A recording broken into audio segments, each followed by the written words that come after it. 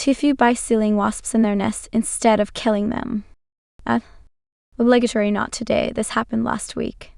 But the after effects are still very much ongoing. We've had a wasp nest in the side of my house for a while now. Last week they stung one of my friends, so it was time to get rid of them. Given the amount of wasps in and out, it seemed like a big nest. To guesstimate the size, I would say a wasp entered or left the nest once a second all day. I didn't want to just squirt poison down the hole that would just piss them off and not reach most of it. So I decided to seal the nest with expanding foam sealant. I snuck out in the dead of night and stuck enough foam in that hole to seal half a construction site. Little did I know how terrible of an idea this was. Apparently, there was another exit to the nest going inside the house. This nest is enormous. Average size for a nest this late in the season is 2,000-4,000 wasps. Half our house is currently inaccessible. I sneak down to the basement at night to change the traps.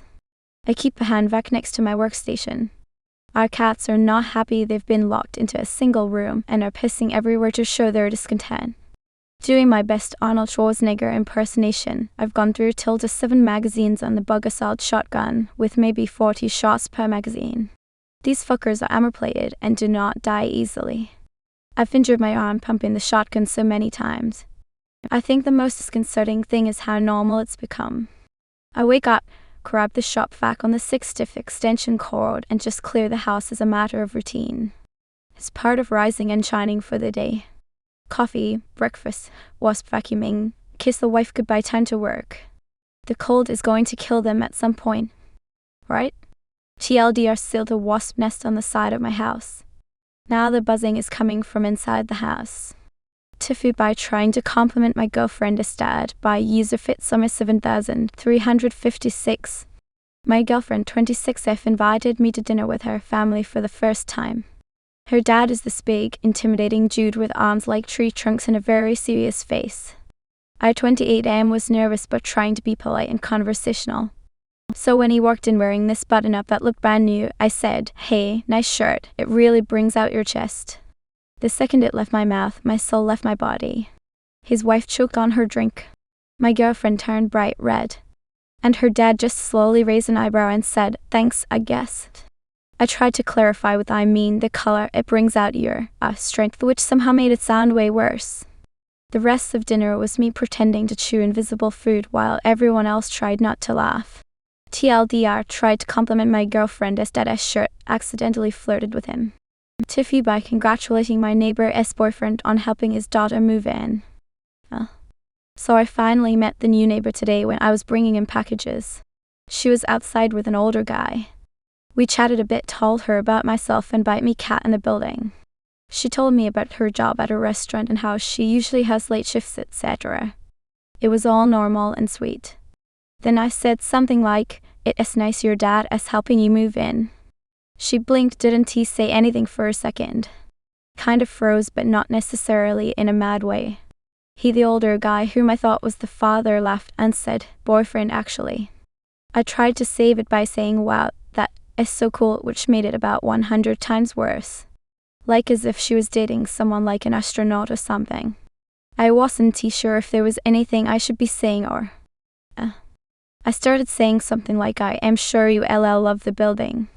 That I ended up retreating into my apartment mid-sentence. Now I'm avoiding eye contact every time I walk past their door. TLDR, I've mistaken my neighbor's boyfriend for her dad. TIFU by pretending to be a student at a high school and lost a job offer because of it.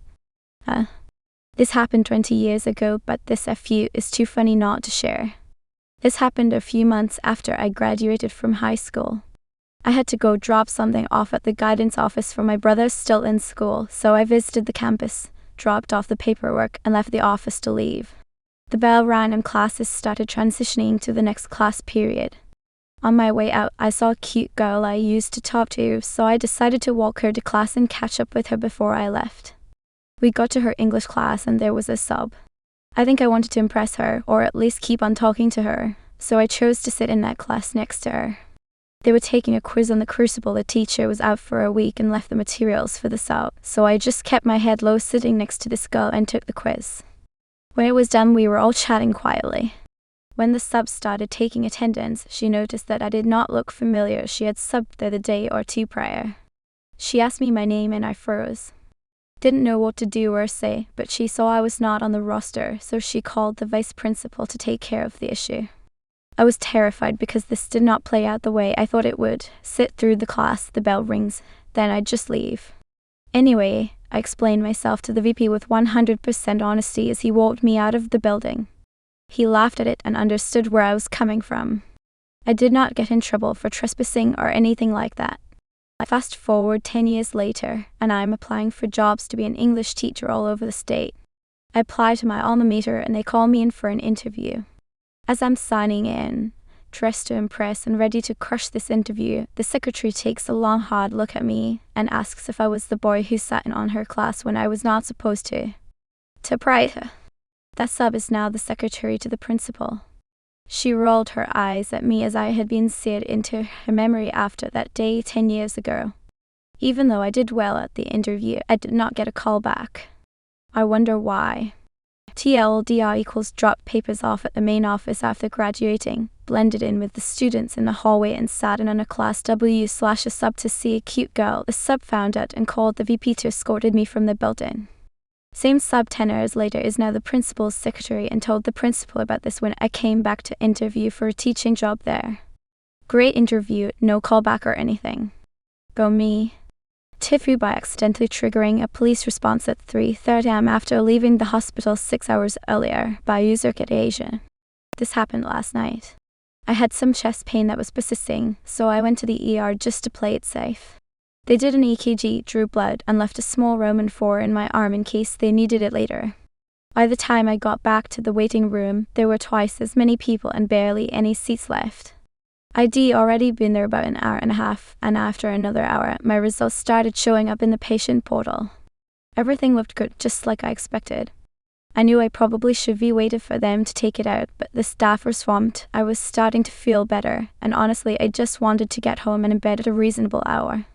Once I got home, I removed it safely with no issues. Fast forward to 3:30 in the morning. My dog suddenly starts barking like crazy. I am lying in bed half asleep when I start hearing low voices outside, and I see flashes of light from a flashlight hitting my bedroom wall. So I get up to check it out, and there are multiple people at my front door and one guy actually peering through a window with a flashlight from the backyard. There were 4 cops and even an ambulance outside. No one knocked. Does anyone know if that is standard procedure? For a second, I honestly thought someone close to me had tragically died or something. When I opened the door, they said the hospital had called because I left with the Roman 4 stolen. This was 6 hours later. I had already removed it safely hours earlier, and what is strange is that the doctor had actually called about an hour and 45 minutes before the police showed up, leaving a voicemail that said all my results were normal and that if I needed anything, they were there. So if there had been an actual concern, I can figure out why the police were even called that far afterward. Everything is fine, but apparently I triggered a full-blown late-night emergency response over a tiny Roman 4 that wasn't even hooked up to anything. My teenage daughter thinks the whole thing is hilarious at least, but now I know not to do this again in the future. TLDR left the ER with a Roman 4 still in my arm and somehow ended up getting a hospital SWA TED at 3:30 am.